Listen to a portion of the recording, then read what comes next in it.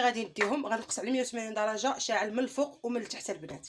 يلا حتى يوجدوا الكبيدات ديالي مسالينا. يعني لي كاب كيك ديالنا كيجيو على هذا الشكل هذا كيف ما كتشوفوا. ها هما شوفوا تبارك الله كي كيجيو فنين ومفشفشين. هانتوما رطبين وخرجت تبارك الله كميه يعني اللي زوينه. يعني عندنا هنا 4 8 10 14 18 20 خرجت 21 وحده.